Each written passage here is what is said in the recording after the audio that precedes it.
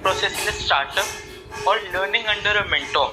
What is a better place to be as a youngster as you graduate? Basically, okay, by means like I am a 21, 22-year-old guy and I'm out into the corporate world. I see something exciting. And should I first work at a corporate company which is in the same field and learn from them, or rather I should commit my own mistakes and excel in the space? So there is no right answer here, right? As I mentioned, it's not that a startup is better than a big company or a big company is better than a startup, right? You will find examples of people working at both the places who have done really well in their careers.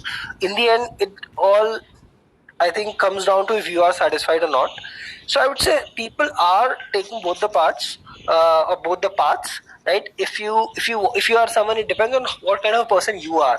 If you are kind of a person who want to learn from others, right? Who seeks a lot of mentorship, and you feel more comfortable if there are people who have done the mistakes, who can guide you, who can teach you, who can mentor you, then I think working at a big company for some time is definitely a good choice, so that you can learn right from them. You can build a network. You can get to know people, and then maybe if you want, you can continue in that company, or you can work at a startup as well. While if you are someone who is very comfortable, or who's been in such a way, let's say you're in college right now, and or you've been in such a way that you always learn on your own, you're a quick learner, and you are confident that you can learn on your own, then I think going directly into startup is also fine for you. So it all depends on what kind of a person you are. However, yes, it'll be difficult. So, starting a startup is easy, honestly, right? Anyone can start a startup, anyone can become a CEO, because nothing, no one stops you from doing that. Running a startup and making it successful is the hard part. Right, and for that, definitely, a startup is not just writing code. Startup is not just building products. Startup is also about selling a product. Startup is about talking to customers, doing marketing, doing sales. So there are a lot of these skills that you will either have to learn on your own if you directly jump into a startup, which also is fine. A lot of people have done that. While there's a good path where you can also work for a company and learn and then jump into it. So it depends on the kind of a person, and not there's no one good answer here that you should only do this. Yeah, so that was a great insight, Pratik. So you have been into product roles being an MBA. So let me ask you, do you think an MBA is an important for engineer and can help indirectly getting a product roles? Okay, sure. So again, again, the answers for most of the questions that you'll be asking today, I guess, would be, It will be depends. more of an open-ended question, so the Yeah. audience of both genres can understand what we're trying to. Sure. No, what I'm trying to say is that I think answers for most of the questions that we are going to discuss today is not black and white. So Yeah. for this particular thing, so the question I understood is that if MBA is important for a product management role, so I would say that MBA definitely helps a person becoming a product manager. However, it's not it's not necessary for sure. I've seen a lot of examples where people who are working as, let's say, software developers, or sometimes marketing, or sometimes sales in a particular company, and then they understand the product, and then because of their inclination, and because if how they are, they gradually move into product management. So I'll tell you exactly where MBA helps, rather, right? Let me put it that way. So MBA, and typically I'm assuming most of us are engineers here, right? That's the typical audience. So you'd be doing software engineering role. Right now, MBA, where it helps is whenever you want to either make a transition in your career. So let's say you're doing software engineering and you want to transition to, let's say, sales or consulting or investment banking or product management or something else, right? Which is very different from what you're doing right now, or at least slightly different from what you're doing right now. Then if you do on your own, let's say if you're working as a software engineer, and if you suddenly send a resume to a company asking another company asking for them to hire you as a product manager, they will question you, why do you want to become a product manager? How do we know that you'll be a good product manager, etc., etc.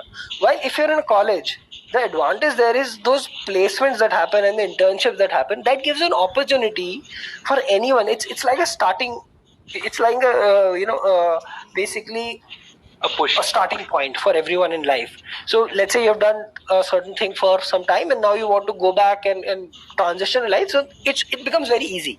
I'm not sure if you're aware, but lateral hiring is way difficult than on campus hiring. Basically, getting hired on campus is very difficult compared to getting hired outside, just applying to any company. You can think of any company.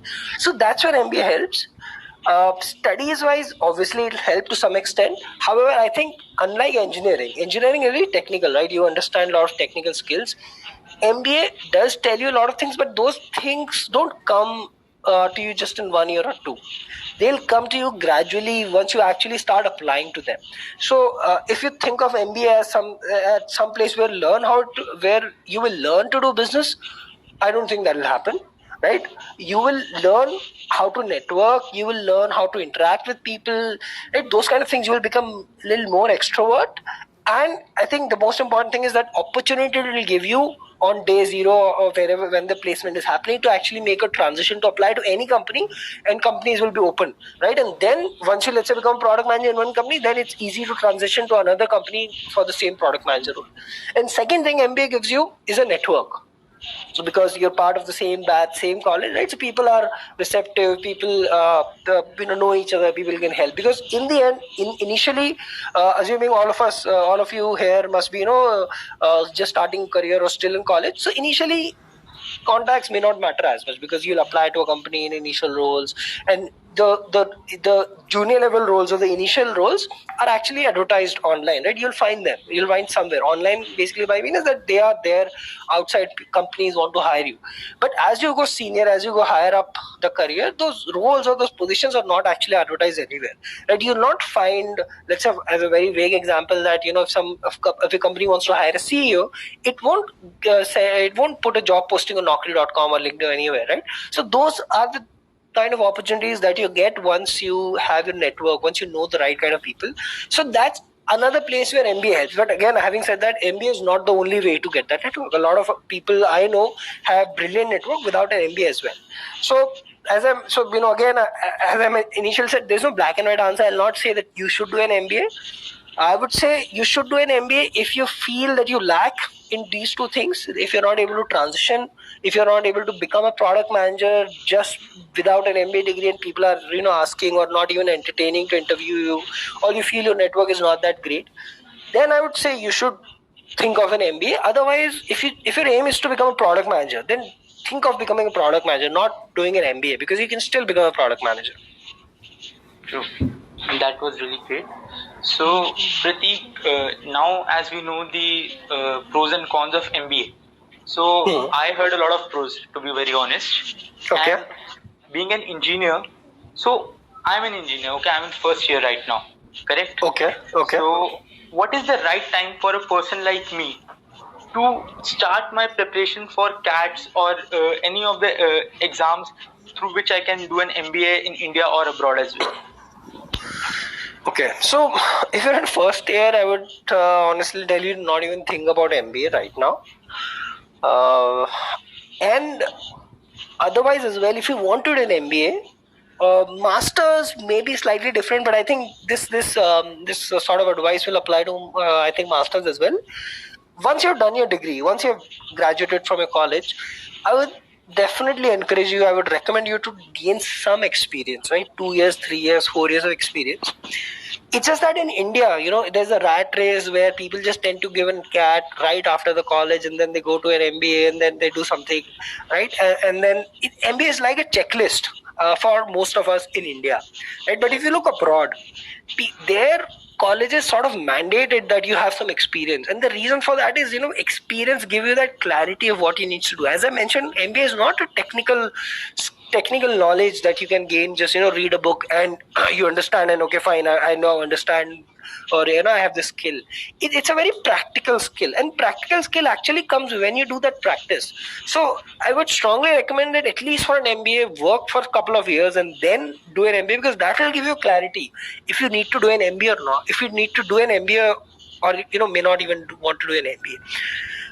With regards to masters, just adding to it, there you may directly want to do the masters, because it's to me it's like an extension of a technical degree, right? And so you're saying that I want to study more and then maybe explore my job opportunities, other things.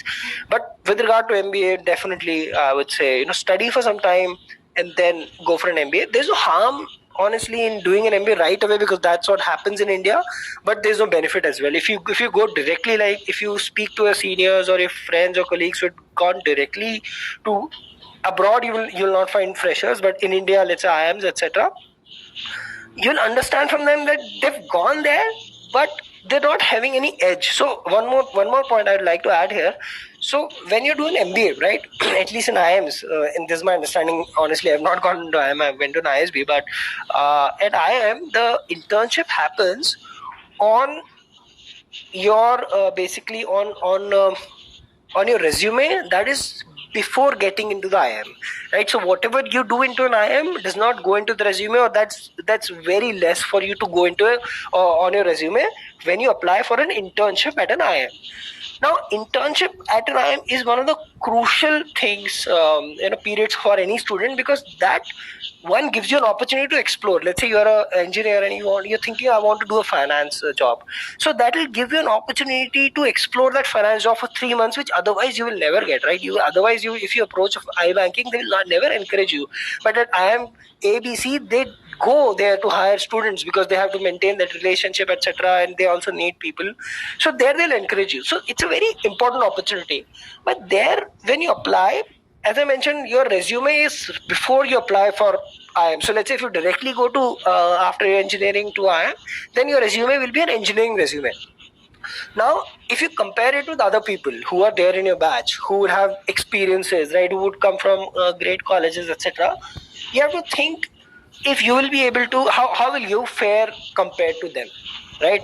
So in that case, I've seen a lot of people who go into IIM thinking, okay, fine, I finally got into IIM and now maybe I'll do investment banking or consulting or something, but then they struggle there because again the competition is not over, right? You're competing, and so it's better if you have that experience. Then one, you can add that to your resume, right? That will help you. Secondly, it will give you yourself some clarity if you want to do that or not. So yeah. Pratik, and my next Hey question. Nipun, your voice is a little weak, low. Yeah. Can you be a little loud? Yeah, are you able to hear me now? Now it's Yeah, better. okay, so there must be some connection issue. So let's get back on the track. So as we know, you have done a BTech in computer science, correct? Okay. So like I'm in college right now, but other than branches, like right now the trend what is, other than branches than CS, like there are EC, mechanical, civil, other uh, uh, branches in engineering. So most of them, even the mechanical and civil students, just get into the top colleges like biotech. Even they are getting into the top colleges like IITs, NSUTs, like big colleges, right? Tier 1, tier 2 colleges. And all of them are learning coding rather than doing their core subject. Like according to me, if a civil student is learning coding to get into a software company, isn't he really taking the space for someone who really wants to learn civil? But what the trend is showing is no one wants not many people are passionate about those branches anymore, and everyone wants to do coding and get into a software company. So according to you, how much of the coding generation in which we are, how much coding is important for each and every person as an engineer? Even if a civil person is doing coding, how much of importance it is to him? So, if I understand your question correctly, are you asking that how much coding should everyone learn, even if they are not from computer science background or computer science stream? Is that the kind of question? Correct. Okay. So, there's no necessity to learn coding. The short answer is that because, there are jobs where you don't require coding, and now it again depends on your interest. I have friends who are from, let's say, civil or chemical, right? And they wanted to go into their stream, and because they were genuinely interested, they went into those, they're happy, and they never learned coding, right? However, there are people I understand who learn coding or who try to code. It's there's no harm in that. If you ask me honestly, right? If someone's doing it out of interest, then there's no harm in that, because yes, tech jobs are slightly, I think, more than compared to any other job, because it's easy to do a tech job, right? For let's say an oil and gas job, you'll have to go to a rig, and so there are those limitations. But for a tech, you just need a computer. So for that matter, it's easy to start a tech company as well compared to an oil and gas company. Very random example though, right? So I think it's not bad to learn coding, but yes, there should be genuine interest, because otherwise, people, if they're just forcing them to learn coding just for the sake of it, I've seen that it's easy to start, but then you're not able to sustain, and then you will just give up, or you'll just not do it. So don't do it out of pressure. But if you're interested, then in fact, personally, I like those guys who, let's say, not from computer science background, but actually have done a lot of coding. So if you look now, right, people, like, trends are changing. Definitely there are a lot of every kind of person, or every kind of recruitment that happens. But nowadays, I've seen that people don't give emphasis to college or degrees or etc., right? People give emphasis to what work you've done. So if someone genuinely, let's say, is from a civil engineering background but has done coding throughout his college out of his interest, took some elective courses, have some GitHub repository, contributed to open source or something, right?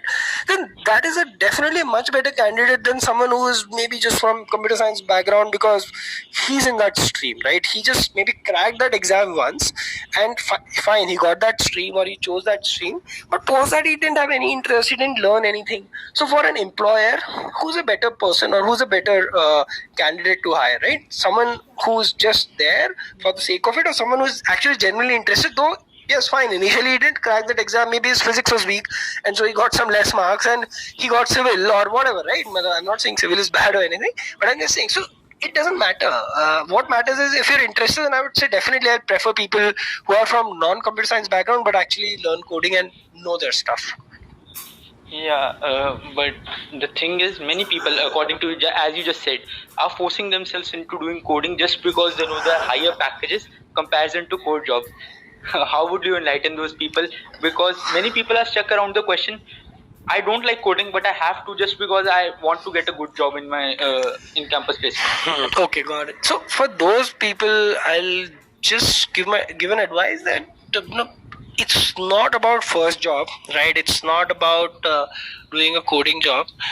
That may seem like an option to you, that you can find, if I learn coding, I'll get this job, I'll get a placement in the college, or I'll get a first job. But think of it in a long term respect. Think of it, think of your life, what do you want to do in your life, because you will, or that person in most likelihood will not enjoy it if they're just forcing themselves, and eventually they'll not like it. So and then eventually, like, I don't know the audience here because we can't see anything, but I'm assuming all of you guys must be really, really young, right? Around 20s, or first year to second year or fourth year of college. So right now you may not understand, and right now you may just think that, okay, I just want to get this first job and my life is done. And that's what happens, right? At every, I think, point in life, 10th exam, okay, I just want to clear this. Then 12th exam, or engineering exam, or this exam or that exam, which is also fine. You have to obviously look at the short-term goal, but think long-term. So if you're not interested, then don't force yourself. I think the bigger task that you need to do is you need to find out what is it that interests you, right? What is it that you want to do? It may be a core job, it may be something else, it may be sales or marketing, right? Which is not really core to any stream as such, right? It's not chemical, it's not civil.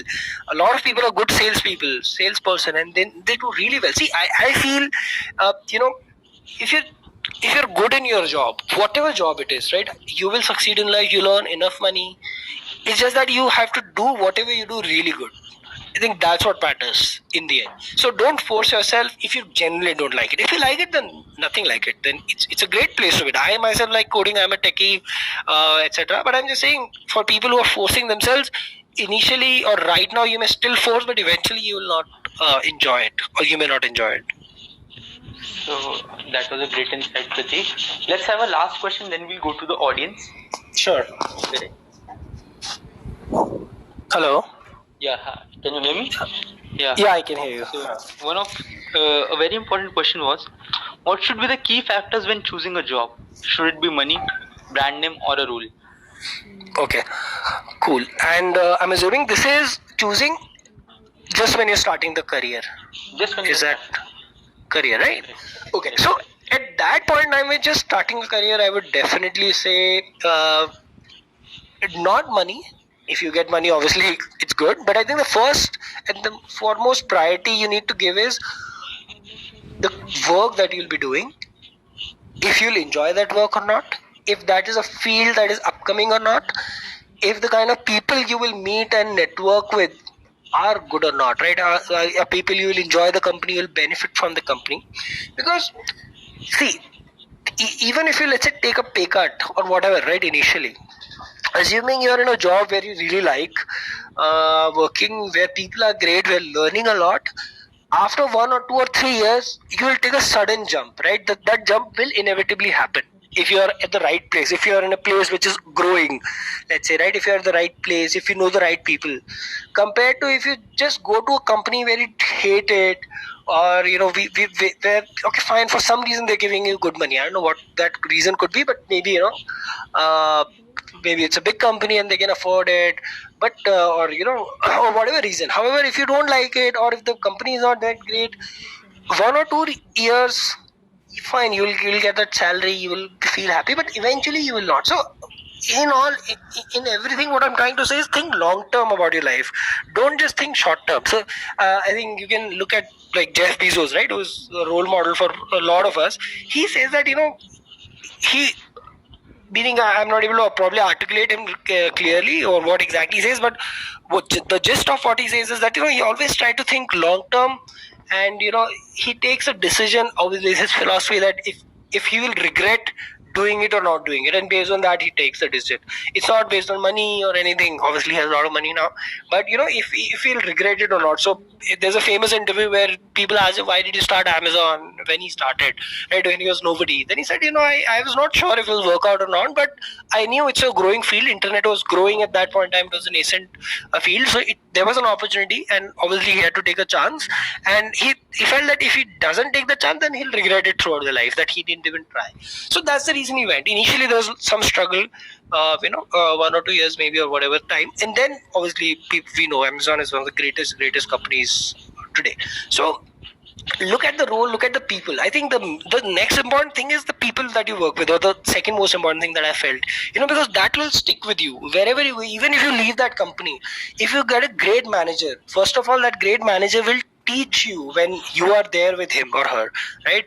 You will learn so much more valuable things than just that salary. And obviously salary, maybe whatever that thing is, and each person has different situation in life, but come salary and zyada salary will not be like zameen asman ka antar. It'll be somewhere some money more and some money less.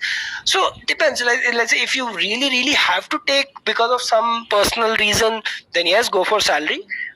And obviously salary is important, no one's denying that. But if you don't have any of that constraint, then I would say look for people that you'll work with, look for the work that you'll be doing, because that will help you in the long. It's like investment. Think of it as investing in you. See, if you see, just to add a side point, if you see, this is my observation or my feeling, that a lot of people who are rich and successful are essentially some kind of investors in some ways, right? They either invest like VCs or investment bankers or anyone, right? And the reason they become that successful, and this is that Angelus founder, what is the name, I'm forgetting. So even if you look at his tweets and what he says that if you want to become successful and rich, then you can't you have to find that leverage which works for you when you're not working or when you're sleeping, right? So basically it says that own a job, own some equity in something. But fine, that's like, I think we're digressing a lot. What I'm just trying to say is that you have to invest in yourself. Think of whatever you're doing right now as an investment, and then if you're doing the right investment, then you may not get the return right away, but you will get the return eventually, 3 years, 4 years, 5 years down the line. So look for those long-term returns. Yeah, that was great, Pratik. So I think it's time we should start taking the questions from the audience. Okay, sure. Okay. So sure. If anyone is in the room and want to ask the question directly, can ask the question now. I think people have written a lot of questions as well. Sorry, I can't read them right now. Yeah, There's so I'll many. read it. I'll read it to them. Or maybe people who have written can just ask now on audio. Because there's Actually, so not each and everyone will be on the room. They're only Okay. Okay, So okay. I was just asking them if anyone was in the room and wanted to ask a question. Yeah, I had a quick question. You mentioned how network is important. I was just curious, what is your way of keeping up with your network, and how do you make sure that you're growing it each day? Sorry, can you be a little loud, please? So basically, you mentioned how network is important. Okay. So I was just curious, how do you maintain your network, and how do you make sure that you're growing it? Okay, so it's a good question, rather great question, and honestly, short answer is I'm not good at doing that myself. I just learned that the hard way. However, I'll just give you what my understanding is of doing or managing or growing a network, and that's what I try to do. And it honestly, it's very hard. It's not an easy task. Starting a relationship is easy, right? With anyone, let's say if you meet someone at the party or some colleague or any friend or maybe college friends, etc. It's easy because of the context. Because sometimes you're forced to work together, sometimes you're forced to stay together, and so it just happens. But growing them or managing them takes effort, right? And that's why it's not easy, and that's why not everyone can do it. The only way I think you can do is you'll have to invest time in it, right? You'll have to reach out to people. And I think yes, one thing that I'll tell you, which I also learned the hard way, I think the most important insight I feel to grow a network is to first give out to the network, right? A lot of us, I don't know, maybe not everyone, but a lot of us tend to grow a network with the hope that we'll get something out of it, right? Which is fine, which is not wrong, which is what you're there, yeah. You want some kind of help, you want some kind of knowledge, you want maybe a job opportunity, some investor connect or something, and that's why you have that network. However, you will never get something directly out of the network. It's a very core and a very simple rule. You have to give, and then get. So just keep giving. Don't think that you're giving and not getting. That I'm just saying it out here because I've seen this happens to a lot of people, including myself. That I was also I would see that okay, fine. I'll only interact or I'll only engage with people when I need to, when I want something, right? And then what happens is you don't speak to someone for a long time, and suddenly there'll be an awkward conversation when you hey yaar, I need this. And then yes, if that's a very close friend, that person will definitely help you. Even I do that, right? For our college friends, etc., who are really close, even if we don't speak for a long time. But in general, then things become awkward and you'll not get anything out of it. So it's very important that you keep giving without thinking of getting, because you will get something out of it if you keep giving. So that is, I would say, is my answer to your question, how to grow your network. And yes, just keep meeting people, keep an open mind. There's no like science behind how you meet people. Go to networks, go to meetups. Twitter is a great way to connect to people, right? Twitter is a great way for the kind of people I think maybe we would like to meet. They're all there on Twitter. You can speak to them, you can tweet them, you can message them, you can interact with them. So starting is easy. I think it's all about maintaining, which is hard. Where you need to give back before you think of getting anything. Thank you so much. So one of the yeah. So Kushan, can you wait for a second? There's a question that is popping a lot. So Pratik, a person wants to know that I am in second year pursuing BTech EC with VLSS specialization. What should I do to have a higher package? Yeah, okay, I saw this question. Honestly, I understand to some extent, but honestly, I don't have a deep insight into this specific sector to understand how will you get a higher package. But rather, what is your definition of a higher package? First of all, maybe I need to understand what is the current package that you're expecting right now and how much you want to get. Is that person there on the Yeah, on the he's chat? in the chats. So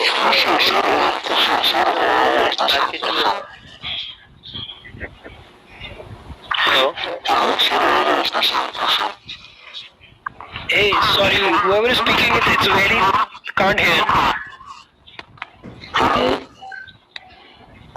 Bro, your voice is not clear. Can you just ask on the comment sections?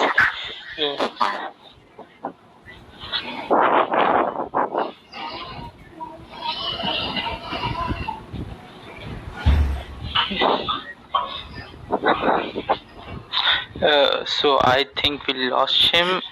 So we should. Okay, so no, yeah, sure. Honestly, I don't have any idea right now, just on that generic question, because I don't know that field specifically. I've never worked in that field. Okay. So one of the person is asking, for coding interview preparations, should we either go for number of questions or quality of questions? Will your answer differ if I'm talking about Big Four or any other company? Okay, so I think quality will definitely, in my opinion, again, it depends on how much time you have to prepare. If you have a lot of time, then yes, eventually you'll be able to cover a lot of questions. But for whatever time you have, please try and cover the quality, because most of the times questions are not many. Right? Only I don't know exactly what is the pattern right now, but I think similar pattern you think questions के, right? So from what I've seen, at times candidates are not able to solve even the basic questions, right? And then they get rejected at those initial levels itself. So quality is really important, in my opinion, compared to quantity. Again, if you have time, try to cover as many, but for whatever you cover, do your research and have really good insights and understanding of what you are doing, why you're doing, what algorithm you're applying, what is the ON, etc. So yeah. So Pratik, another question which has been popping a lot is by a person saying, I will be graduating this summer with a job at AB InBev as an analyst with BTech degree. Okay. What should be my career plan for transitioning into product management? So what is AB InBev? Sorry, I don't know. It must be a company in coding, I guess. So he's an analyst there with a BTech degree. Okay. He's basically an analyst there, and he wants to know what should be his career plan for transitioning into a product management. So I would say it's just the beginning. So first of all, obviously you don't have to worry too much right now, right? Take things as they go. I think first thing, as I mentioned, you will have to be a good product analyst, right? Because that's what you're doing. Wherever you interview, wherever you go, they will ask you first about what you've done in the past, right? And that's what something you need to tell them, that you've done really well, because that will not just tell, okay, fine, you're a good product analyst, but you're a good person who can solve whatever problems are given to you. And so that is a sort of basically a sign or signal that when you will be doing product management, you will do good there as well, right? Because you can solve any problem, or you can solve your duties, or fulfill your duties responsibly, right? So first of all, do that really well. Don't worry about product management right away. Second, I think if you want to go into product management specifically, then I didn't understand what that company is, what it does, but let's say if it's a software company. I just learned AB InBev is a beverage company. Okay, it's like it's like United Breweries or something. Yeah, he just wrote it's a beverage company.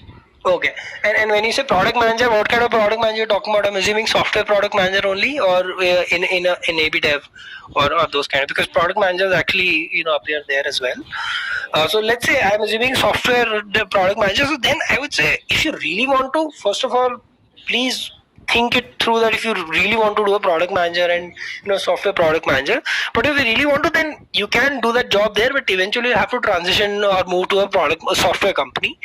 And once you, and then that should be possible, right? From a product analyst or whatever analyst you are, from that company to a software company should not be that hard, because analyst is an analyst. You're crunching data, you're looking at data, numbers, etc. And so even at a software company, there'll be a requirement.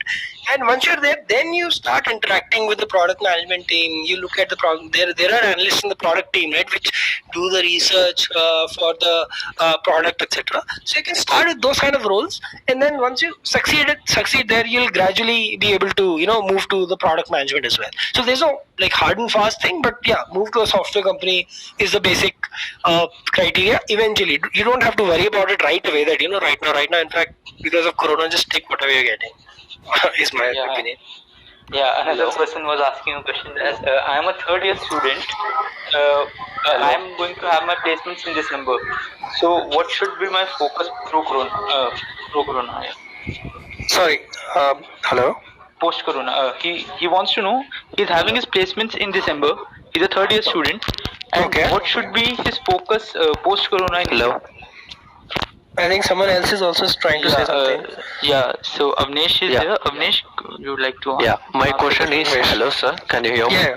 Yeah, I can hear you. Can I know the trend of data scientists in the 2022? Because there are a lot of jobs coming, and we are very doubtful about how come data scientists will lead it. So, That's the question. data science is an upcoming field. Data science, deep learning, or whatever that machine learning, any flavor of it. So, I think if you are in that role, then there is definitely a good career path ahead. Like exactly depends on what you are doing, what kind of data scientist you are. But in general, if you ask me, it's an upcoming field. See, there's no need to worry about it. In fact, you should try really hard to become a good data scientist and move ahead in that career. There'll be a lot of opportunities. Thank you. Hello. Yeah, hello. Yeah, and which course can I take for that becoming a good data scientist actually, or business analyst or whatever? Okay, so what is your background right now? I'm pursuing right now second year in CS. CS, no? Then I think Yeah, then since CS anyways will teach you, but I think I don't know, like if there are courses in their college, then do that. But otherwise, these days there's a lot of online courses, Coursera, Udemy, etc., Udacity, etc., which have these free courses which you can take, which will give you good insight into data science, and then start doing some. Uh, these projects which you can, if you can come up of your own, or you can also, there are a lot of freelancing projects, freelancer.com, upwork.com, where you can find small projects, right, just to get a hang of things. So those are the places you can start. But I think in second year you need not even do that. If you get time and if you're interested, do that. Otherwise, just focus on your learning and do some course specific to data science if you really want, from Okay, online can you portals. compare this cloud computing and this data science? So in what sense? It's a data scientist role and a cloud computer, AWS cloud computing. DevOps. Yeah. In terms of prospects, future prospects. Yeah. How, I think like, both I are. want to know which gonna have a better future. See, I can't predict which one's going to have a brighter future, honestly. But what I can tell you from right now, both are both are upcoming fields. DevOps is something that has just started. Maybe there are 5 years old, majorly, right? When AWS launched, 2006, and then only recently there are these services, Google, Azure, etc., are coming up. So definitely a very very important and upcoming field, and so is data science. But I can't honestly tell you that which one is better. It depends on what your interest is. But both are upcoming and good. Okay, thank you. Thank you, sir. Sure. So Pratik, another question which has been popping a lot is that it's from a student from IIT Kharagpur. He's a third year student, and he's going to have his placements in December. Mm-hmm. So what should be his focus post Corona? This pandemic is going on. So what stream and what kind of job is he looking for? Let's wait. He must be commenting. Okay, let him comment, and then meanwhile we can take up some other question. Yeah. He's going for a software job. Okay. Yeah. So post Corona, so I think pre or post Corona, I think for him, I would say just I don't know what his profile right now is, how much he's interested. But as I mentioned initially, people tend to look at candidates or people who just don't have a degree but actually have something to prove, right? In fact, sorry to butt in. I just want to correct. He's from a software development profile and a data science profile as well. Sorry, he's from a software. I think he's a student, right?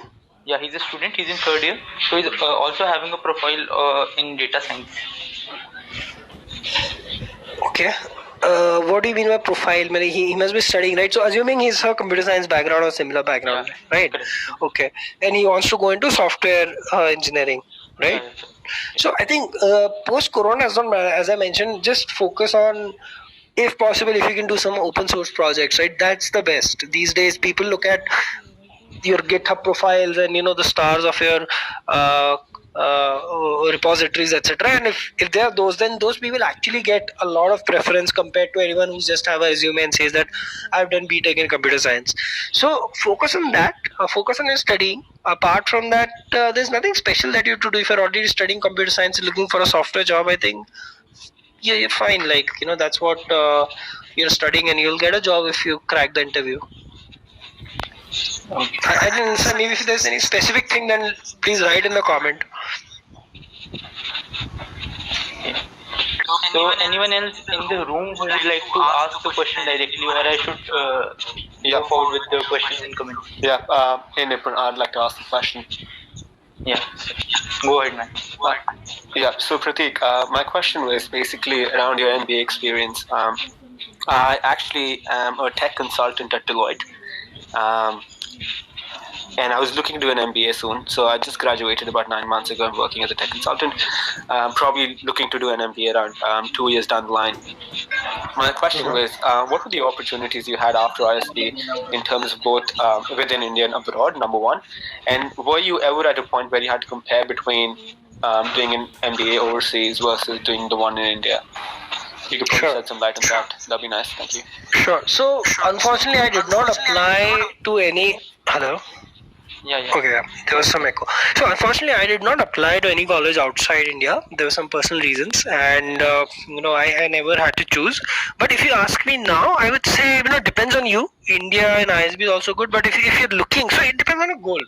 If you're looking to settle abroad, let's say as an example, then I think an MBA outside will make more sense, because MBA, ISB or India is definitely will be more focused to India, right? You'll not find as many opportunities. There are opportunities. People have gone outside. People are outside, even if not right away. 1 year down the line, 2 year down the line. A lot of my batchmates, a lot of people from ISB are actually outside India, so it's not an issue.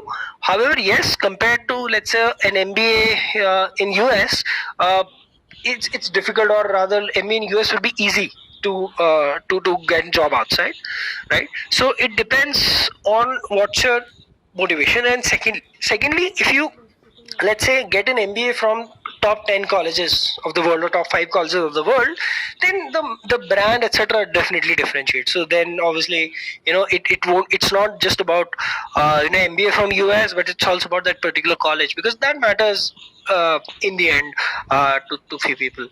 However, otherwise, if you let's say want to just look at jobs in India, then ISB is a really good college. What are the other questions you had? How much time should you spend before going for an MBA? No, my other question was just basically in comparison between the two areas.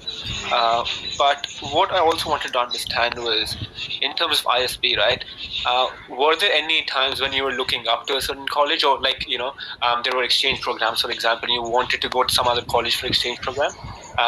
If I could probably understand what that social hierarchy looks like, that would be helpful. So ISB has a great exchange program.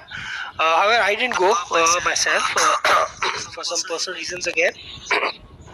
Also because ISB, it's a 1 year course, so doing a course, sitting for placements as well as going for exchange becomes little difficult. Everything happens almost together, and sometimes you have to take a call that if you want to sit in placements or go for an exchange. So that was just my personal thing. But yes, now in the hindsight, if I think of it, I should have gone for the exchange and not sit for placements, honestly. But yes, so at ISB there are opportunities. So see, I would say choose ISB if you want to focus on India primarily, right? ISB is not a bad college, but if you want to if you want to look for opportunities outside, then yes, MBA outside is a better choice. However, having said that, there are cons of doing an MBA outside. First of all, it's cost, right? If you can afford it, then it's good. Otherwise, it's quite costly. Second, H1B visa issue, right? A lot of my friends just keep struggling with getting a visa, right? So from here it looks like that once you've gone to a good school or a decent school in US, you'll get a job there. But most of the jobs, at least after MBA, are not open for non-US citizens. They're only open for US citizens. Only very few jobs are open for non-US. So though it may look like, and it applies to even colleges like Harvard, etc., right, where it's one of the best colleges or rather best college, but even if you've graduated from there, a lot of companies will not even entertain you because they want American citizens. So those are constraints, but still people do get jobs. Eventually you figure out something. So those are things that you have to keep in mind. But if you want to focus on India, then I think ISB is a good college. And there are opportunities to go outside. It's not that you can't. Yeah, absolutely. But compared to US, yes, they'll be lesser. Yeah, if I could just have a small follow-up question to that. So, in terms of how much success ISB graduates get, have you ever felt, or have you ever had conversations on campus wherein you felt like, because I've come to ISB or I've come to any other management school in India, I'm only capped to a certain level of success. Maybe I can only be the Asia head for a particular company 20 years down the line, or I can only be Asia Pacific or like India head, or maybe I don't have a chance of being the CEO of a company. Have you ever felt like that? Or have you ever had a conversation on campus when you felt that might be a concern? No. ISB or any college in India doesn't limit you to an India level positions only, right? I don't know how or who told you, but that's not a case. What I'm just trying to say is that you will get opportunities primarily in India from ISB, while in US or Europe you'll get local opportunities. See, it's not about abroad; it's about local opportunities. Whichever college you take, you'll primarily get opportunities around that area in that country, right? So it depends if you want to settle down in that country, if you want to work in that country. But let's say 5 years down the line, 10 years down the line, you can become any head. Depends on your capability, depends on your situation, depends on the opportunity that you get, some bit of luck, etc. But an ISB, MBA, or in any other college, Indian MBA does not restrict you to only, let's say, an Asia head. That does not happen. Sure. Thank you. That answers my question. Cheers. So let's have last question, quick question, and then we'll wrap it up. Correct? Okay. Yeah. So anyone in the room, or I should go down the comments? Would anyone like to volunteer? Actually, a lot of comments. So I think the question which is popping. Yeah. Yeah, sir, actually in the Amazon or Microsoft, these big companies, to get into them, like how can I easily get into them for what, by like what should I do? What kind of Which role and certificate should I have? what kind of role? I just told before, data science. Oh, for data science itself. As And an you're right now analyst, yeah. studying. You're studying right Yeah, now, I'm right? studying. Yeah, second year is done. So I think, see, those companies just focus on the interviews, right? So first part is getting an interview, and second part is cracking the interview. Getting the interview again at a entry level position, I think it should not be very hard. If you have relevant skill set, let's say if you want to a data analyst, and if you have done some courses, etc., that you could showcase, they will be interested. They will call you depending on the availability, depending on the position, the availability, etc. But after that, it only depends on if you're able to crack that interview. They not ask you or just see the certificate, right? So those things are all forgotten. At least in big companies, these kind of profiles have a very technical interview where they'll ask you questions and want you to solve there itself. And if you're able to crack that, then you'll get it. So even if you're a good candidate and actually things, if your day is bad and if you're just not able to perform that day, then also you'll not get an interview. And if you're able to perform even though you don't have any degree or any certificate, you'll get the job. So just focus on improving actually your skills and try to get a basically interview either through referral or anyone, and then once you get it, then you'll have to crack it. Then no degree or certificate will matter. Okay.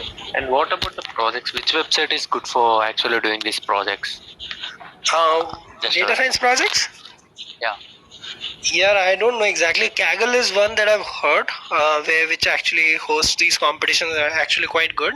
Apart from that, I don't know. But I think if you search online, you'll find websites, etc. Kaggle is one that I know of. So I'll take this last question, which is Okay. a person is very worried about the fact that the there's a very pop culture around right now around machine learning and artificial intelligence, and he's a second year student, and he's too much tensed with his data structures only. So will it hinder his performance in the placements in fourth year for the big four? Uh, Other than if he does not know machine learning and artificial intelligence, because he's too much struggling right now in data structures. Yeah, so again, it's been quite some time for me, but at least in the entry level interviews, I don't think they ask ML and AI. If the interviews are concerned, that it's more about computer science knowledge, operating system knowledge, algorithms, and data structures majorly, right? So if you are good on those, then you will be able to crack. But yes, you have to learn those. If you're saying that you're struggling with data structures, then you'll have to improve, and if you're not able to improve for whatever reason, then it'll be difficult for you to crack. But once you crack, then yeah, it depends on AI and ML is something that you'll be able to leverage if you're good at it on the job. So and then eventually, because just think of it as this way to everyone, that this is the first job that you get after the college, which could be good, which could be bad, but don't worry, because that is not the end of it. Most of us will not stick or will not remain at that job for more than a year or maybe lesser, right? Even if it's a big company or a small company. So that is just a beginning. Think of it as, okay, where you want to be, maybe 5 years online, 10 years online, what you want to do, and from that, come behind and track behind and say that, okay, fine, if I want to be there, then this is what I need to do, and so I need to do this in my first job, and think that way. Think backwards that way. So thank you very much, Pratik. So There have been more than 200 people attending this session, and many questions were coming. So really, thank you for clarifying their doubts. It has been a pleasure. No problem. Thank you, Nipun, and thank you, everyone. Just a closing comment: don't stress. Don't take a lot of tension. I think a common sense that I got is people are already tense in their first year, second year. What will happen? See, things generally pan out good. Don't worry. Just keep focusing on your inputs. Like if you've heard that Gita ka thing, na karm karo, phal ki chinta mat karo, that actually holds good in life. You may not understand now, you may not understand 10 years later, but I'm sure someday in your life you will understand. And that is the thing that you can control, right? You can't control the output anyways. So just focus on your input, just keep giving your best, keep learning, and eventually you will end up with good opportunities, good career, good life. So and don't worry about anything right now, just have fun, because eventually you will miss these college days once your these will be over. So don't stress, just enjoy. Yeah. Thank you very much, Pratik. Thank you. Cool. Thank you, guys. Thank you so much. It has been a great pleasure. Thank you, everyone. I hope. Okay. Thank you, sir. Bye. Bye. Bye.